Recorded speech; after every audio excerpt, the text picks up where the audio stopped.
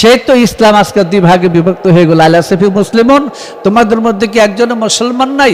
তো তোমাদের মধ্যে যখন একজনও মুসলমান নাই, অথচ হেরা সৌদিদের বাসা যায় না, কোরআন হাদিস তফসির ফিকহ সব কিছুই তারা পড়ে, তারা আলেম মুহাদ্দিস মুহাফিজের মুফতি ইত্যাদি হওয়ার পরে ইমাম হোসেন তাদেরকে মুসলমান বলে স্বীকৃতি দিলেন না। কাজী আমাদের এই মাদ্রাসার মোল্লারা যে মাওলানা মুফতি মুহাদ্দিস হয়ে গেলেই তাদেরকে আমাদের মুসলমান বলতে হবে, এটা ইমানের পরিপন্থী, ইমানের পক্ষে না, ইমানের বিরোধী কথা। দেখতে হবে তাদের মধ্যে সেই আহলবাদ পাক পাঞ্জাতনের মধ্যে মহব্বত আসেনি। যে পীর সাহেবের মধ্যে আহলবাদ পাক পাঞ্জাতনের মহব্বত নাই, সে পীর সাহেব হইতে না, সে ভণ্ড, বাতিল, নাকেস পীর সাহেব। কথা বলছো? আর যে মাদ্রাসার মধ্যে আহলবাদ পাক পাঞ্জাতনের গুরুত্ব, সম্মান, মর্যাদা বুঝায় না, শিক্ষা দেয় না, ওইটা আমাদের নবীর বিধানের উপর কোনো ধর্ম শিক্ষা না, এটা হলো এজিদের শিক্ষা। এজিদ বলছিল যদি মোহাম্মদুর ইসলামের মধ্যে মদ খাওয়া যায় না জায়েজ হয়ে থাকে, তা আমি ঈসার ধর্মে যাইয়া মদ খাবো। আল্লাহ বুঝে আর ইমানটা কতটুকু। মোহাম্মদ ইসলামের মধ্যে যদি মদ খাওয়া হারাম হয়ে থাকে, আমি ঈসার ধর্মে মদ খাইব। আমাদের দেশের কিছু কিছু মোল্লারা আছে এজিদকে খুব ভালো বলে, এজিদকে হজরত বলে, এজিদকে রহমতুল্লাহ আলাই বলে, রহমতুল্লাহ আলাই বলে, এগুলো বলে না? এগুলো মুনাফেক, এগুলো মুনাফেক। এগুলি আবার অনেকে পীর সাহেব, এগুলো পীর সাহেব না, এগুলো পিশাচ, এগুলো ভণ্ড। আবু জেহেল, আবু জেহেলের চোখ খারাপ, আবু জেহেল তো চিনা যায়, এই মুনাফেক করে চিনা যায় না।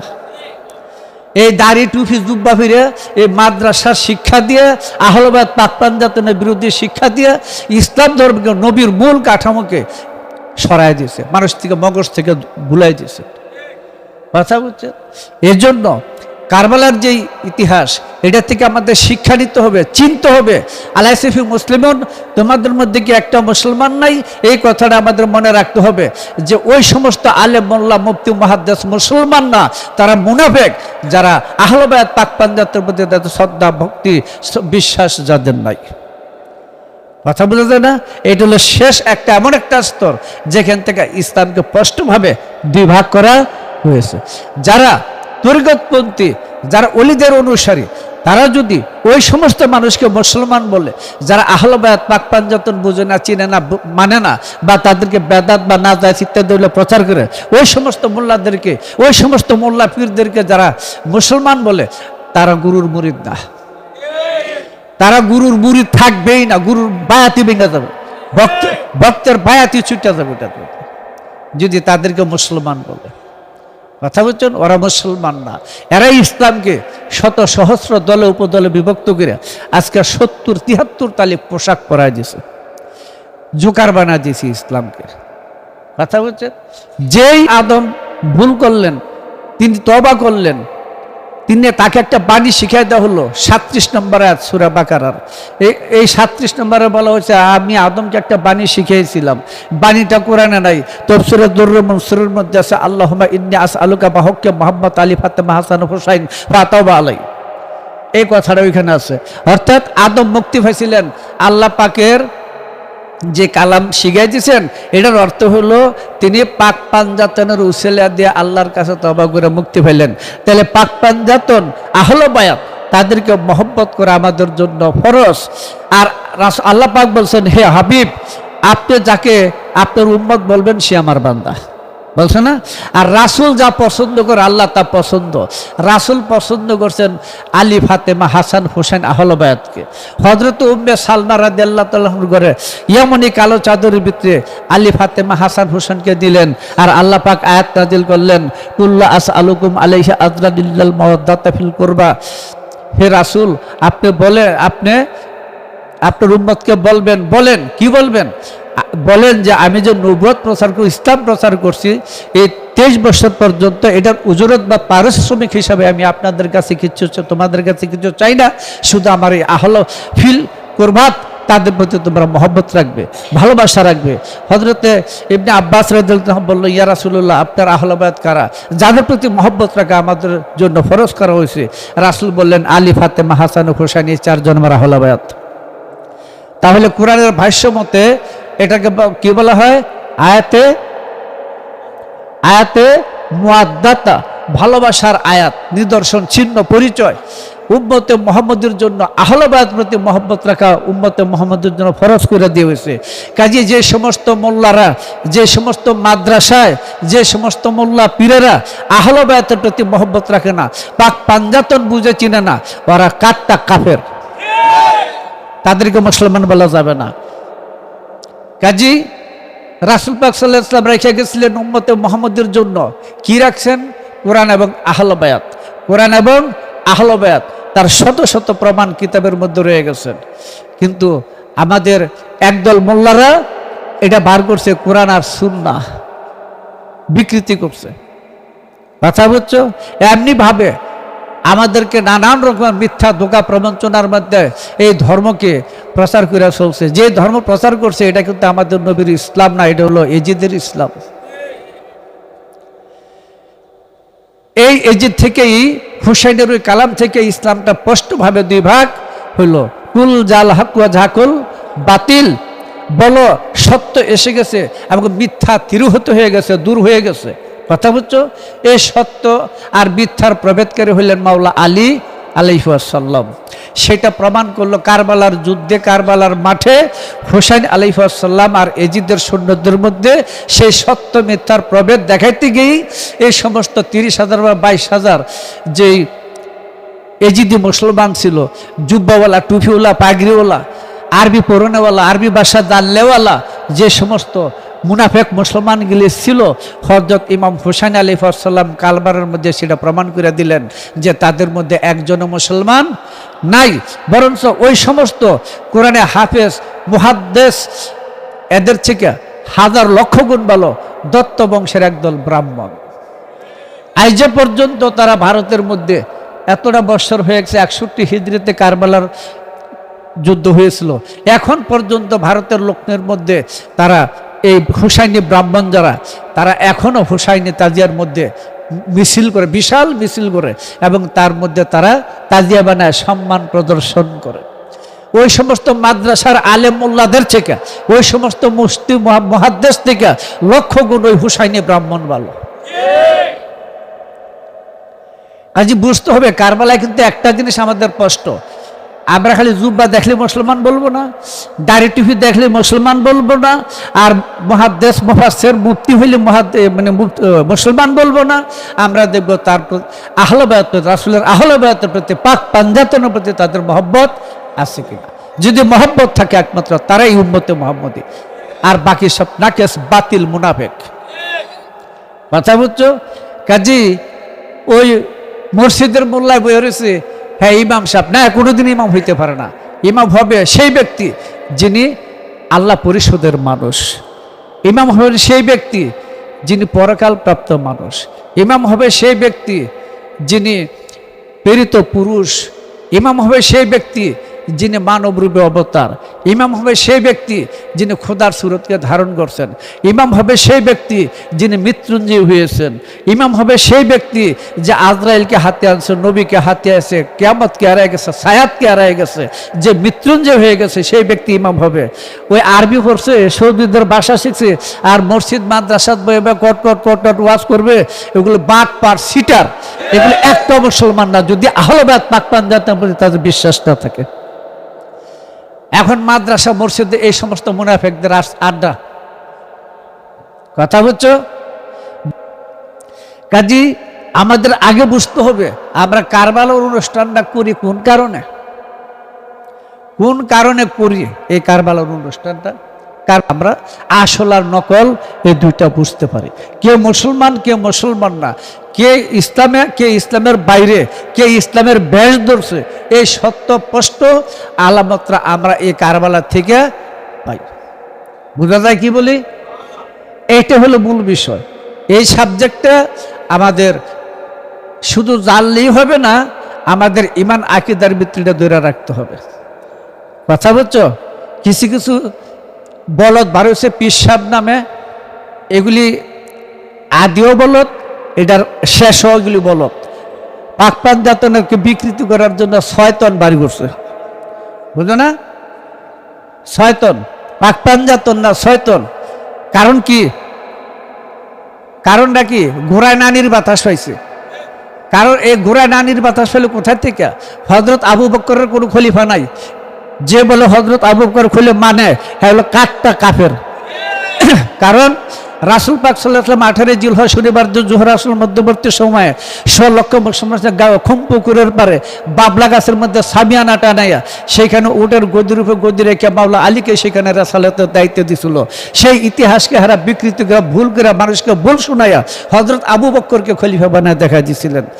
কোনো পীর সাহেব বয় হজরত আবু বকরই খলিফা, হজরত আলী তো সারা দুনিয়ার খলিফা। না না না, হজরত আলী বেলায়েতেরও খলিফা, নবুয়তেরও খলিফা, জাহিরেতেও খলিফা, বাতিনেতেও খলিফা। এটা তাদের বুঝার ভুল, জ্ঞানের দুর্বলতার জন্য এই দশাটা হয়ে গেছে। হজরত আবু বকরকে খলিফা বানাইছে হজরত উমর, হজরত আবু বকরকে খলিফা বানাইছে হজরত উমর। শিষ্য গুরুকে খেলাফত দিয়েছে, শেষে গুরু মারা যাওয়ার আগে আবার শিষ্যকে খেলাফত দিয়ে গেছে আবু বকর, হজরত উমরকে। হজরত উমর হজরত আলীকে হত্যা করার গোপন কৌশল হিসাবে 6 সদস্য বদরের উপর একটা নির্বাচন রেখে গেছিলেন। সেইখানে কৌশলে আল্লাহ পাক মাওলা আলীকে ওই জায়গা থেকে রক্ষা করছেন। সেখানে হজরত উমর খলিফা হইল। হজরত উমর যখন মারা গেলেন তখন দুর্যোগ বিপদ দেখে আর কোনো লোক না ভাইয়া সমস্ত লোক মিল্লা জোরে দৈরা মাওলা আলীকে খলিফা বানাইছে, রাষ্ট্রীয় খলিফা বানাইছে। কথাটা বুঝছো? হজরত আবু বকর খলিফা হয়েছে, হজরত আবু বকরের খলিফা বানাইছে হজরত সালমান ফার্সিকে। হজরত সালমান ফার্সি হলো মাওলা আলীর অনুসারী, রাসূলের মুরিদ। কথাটা বুঝো? এই বিষয়ে অনেক কথা আমি বেহুশের চৈতন্য দলে লেখা রাখছি। কারণ মাওলা আলী যুগে যুগে ছিল। যখন পৃথিবীতে মানুষ আসে না তখনও মাওলা আলী ছিল, যখন সৃষ্টি হয় না তখনও মাওলা আলী ছিল, জিবরাইলের আগে মাওলা আলী ছিল, জিবরাইলের শিক্ষক এই মাওলা আলী ছিল। এই মাওলা আলী আদম সৃষ্টির আগে জিন জাতি যখন ছিল তখনও মাওলা আলী ছিল। 150 বছর বয়সে, প্রায় 100-এর উপরে বছর বয়সে সালমান ফার্সি 7 বার বিক্রি হইয়া রাসূলের কাছে আসেন। তিনি এই 7 জায়গায় খাটাখাটনি করছে, কৃতদাস ছিলেন। তাই 7ম বারের মধ্যে তিনি যখন রাসূলের কাছে আসেন, এক গভীর জঙ্গলের ভিতরে তিনি ছিলেন।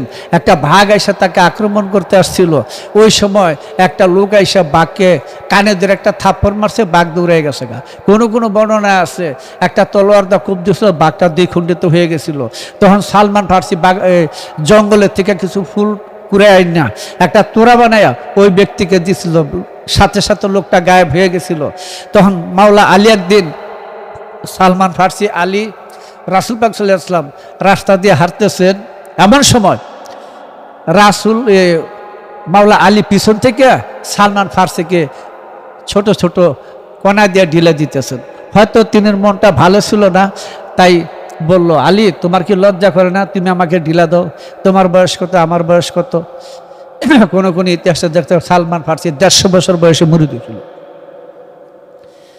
তখন আলী কথাটা শুনে একটু লজ্জা পেয়ে গেলেন, তিনি কিছুক্ষণ থেমে গেলেন। হঠাৎ করে বললেন, সালমান ফার্সি আজকে থেকে 100 বছর আগে তুমি অমুক জঙ্গলের মধ্যে বাঘের আক্রমণে পড়ছিলে, মনে আছে? হ্যাঁ মনে আছে। তখন বলল, তুমি কি করে পাচ্ছ?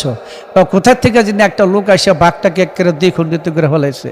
তখন তুমি কি করছো? তখন আমি জঙ্গল থেকে কিছু ফুল করে আইনে একটা তোড়া বানায় ওই ব্যক্তিকে দিছিলাম। মাওলা আলী নিজে জামার ভিতর থেকে বাড়ি করে, দেখো তো এই ফুলের তোড়াটা নাকি? সালমান ফার্সি দেখে বুঝালেছে, বালি এইটা তো সেই, ওই ব্যক্তিটা আমি আসছিলাম।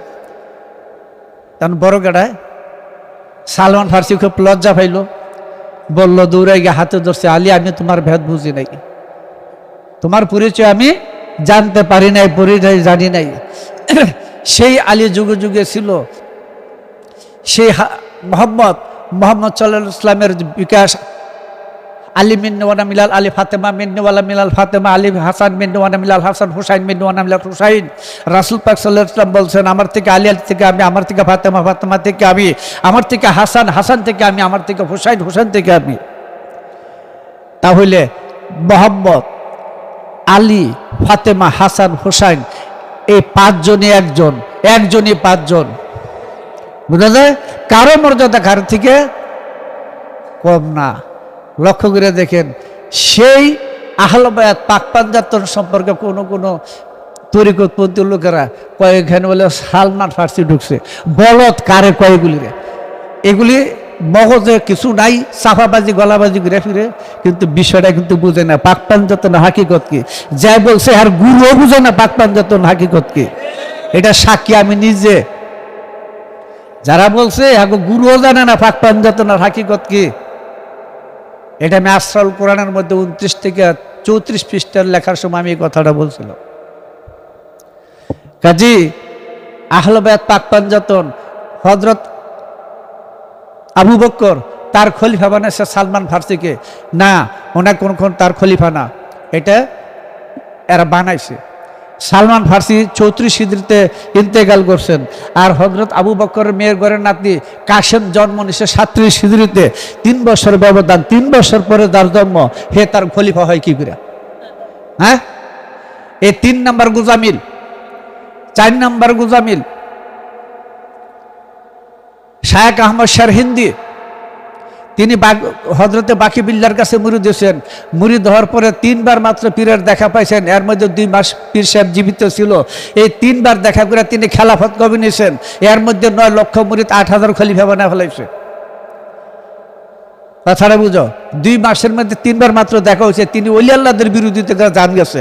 তিনি কিন্তু বলছিল খাজা বাবা সত্যের রূপে নাই, এই কথা তিনিও বলছিলেন। তিনি জানেন না তানাজ্জুলাতে খামসা, এই জাতের 5 স্তরে প্রকাশ বিকাশ, এই জিনিসটাকে তিনি বলছেন তার বক্তব্যতে, এটা আমি বুঝি নাই। তার মুর্শিদ ছিল ওয়াহাদাতুল ওজুদে বিশ্বাসী, তিনি মুর্শিদের নীতি আদর্শ ব্যাঙ্গে ওয়াহাদাতুল শুহুদ বানাইছেন।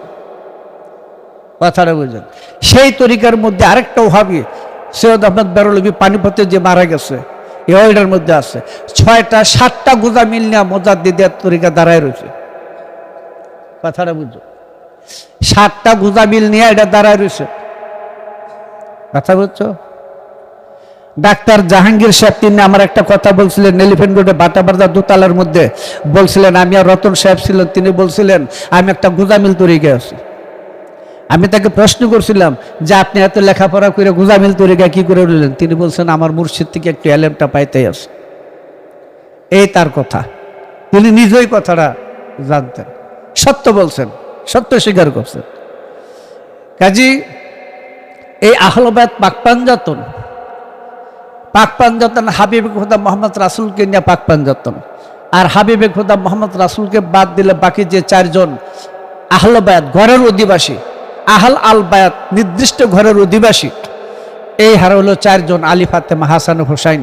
সৌদি আরব যে আসছেন এটা আহলে বায়াত পাক পাঞ্জাতনের ফর্ম নিয়ে আসছে, ফর্মটা নিয়ে আসছে, কিন্তু মেজাজি হাকি কিন্তু আরেক জায়গা। হাকিকি পাক পাঞ্জাতন সৃষ্টির মূল, অনন্ত সৃষ্টির মূল রহস্য। কাজী ইমাম হাসান, ইমাম হুসাইন, ফাতেমা হাসান, আলী এবং মোহাম্মদ, এই যে 5 জন, এই 5 জন শুধু খালি সৌদি আরবের 5 জনই না, এদের মধ্যে পাক পাঞ্জাতন হাকিকত রয়ে গেছে, তাদের মধ্যে হাকিকতে পাক পাঞ্জাতন রয়ে গেছে। তাদেরকে না চিনা পর্যন্ত সেই ব্যক্তি ধর্মজ্ঞানী জ্ঞানী হইতে পারে না। কাজী হুসাইন এমন একটা সত্তা, যে সত্তার মাধ্যমে সমস্ত ভালো মন্দ সমস্ত কিছু প্রভেদ করা হয়। সেই হুসাইনের মধ্যেই হাসান আছে, সে হুসাইনের মধ্যেই ফাতেমা আছে, সে হুসাইনের মধ্যেই আলী আছে, সে হুসাইনের সুরতের মধ্যে মোহাম্মদ আছে। কাজী আমরা যারা মাদ্রাসার লোক দেখলে বলি ধর্মশিক্ষা, এর চেয়ে বড় একটা চাপাবাজি আর কোথাও নাই। এটা একটা চাপাবাজি। এক সময় ছিল 600 হিজরির পূর্বে কিছু কিছু মক্তব মাদ্রাসা ছিল ওলি আল্লাহদের অধীনে, তারা তখন ওই মাদ্রাসার থেকে, ওই মক্তব থেকে তখন ওলি আল্লাহ বাড়ি হইতো। কিন্তু 600 হিজরির পরে ইবনে তাইমিয়া, ইবনে হাদ, ইবনে রজব, এই সমস্ত কুখ্যাত মোল্লা রাইসা মাদ্রাসার কারিকুলাম পরিবর্তন করে এখন মাদ্রাসাতে জঙ্গি ছাড়া আর কিছু বাড়ে না। অন্ধ গোড়া যত আছে এই মাদ্রাসার মধ্যে আছে। কথা বলছো? এটির থেকে আর সেই মুক্ত জ্ঞান হওয়ার শিক্ষা নাই। কেন? এদেরকে চারি দেওয়ালে আবদ্ধ করে শিক্ষা দেওয়া হয়, এর বাইরে এদেরকে কিছু শিক্ষা দেওয়া হয় না। এবং একজন অলির কাছে, একজন মুর্শিদের কাছে যে বায়াত হইতে হবে, এই শিক্ষাটা পর্যন্ত তারা ভুলে দিয়েছে। এমনকি মেয়েদেরকে দেখলে কি স্বামীর ঠ্যাং টিপলি চলবো নাকি, আর নাইলে নামাজ রোজা করলেই চলবো, আছে না? বাপ মার অনুমতি ছাড়া বায়াত হওয়া যাবে না, তাই না? তো বায়াত হওয়া যা ফরজ, বাপ মার অনুমতি ছাড়া যদি ফরজ আদায় করতে না পারে তো নামাজ রোজা হজ জাকাত কি ফরজ না? তো জামার অনুমতি ছাড়া নামাজ রোজা হজ জাকাত করে কেমনে? হ্যাঁ, ওটা করে কেমনে? এই বাঘ পাড়ার জল তখন যে নামাজ রোজা হজ জাকাত করে, জামার অনুমতি তুলেছে নি নামাজ রোজা করে? যে কথাটা কিন্তু ঠিক না, একদম ভুল। কারণ ধর্মজগৎটা নারী পুরুষ সবার জন্য সমান, আখেরাতটা সবার জন্য সমান, ওইখানে কারো কর্মফল কেউ ভোগ করবে না। মোল্লারা ডর দেখায় যে বউ যদি তরিকতে ঢুকে আর জামাই যদি তরিকত পছন্দ না করে তো ওই মোল্লারা ডর দেখাইব, এই জামাইয়ের কথা না শুনলে জাহান নামে যাবে। কোন ইতরে কইছে? এগুলো ফাইজলামি করছে। এগুলি মেয়ে ঘরে ওই সুখে ঢুকানোর জন্য, হ্যাঁ মতলব পুরা করার জন্য এই মেয়েদের জন্য এই আইন হারা তৈরি করছে। কথা বুঝো? এই সমস্ত করে করে ইসলামকে আজকে বিকৃতি করছে। মেয়েদেরকে তরিকার জগৎ থেকে, ইসলামের জগৎ থেকে, ইমানের জগৎ থেকে এরা দূরে রাখছে।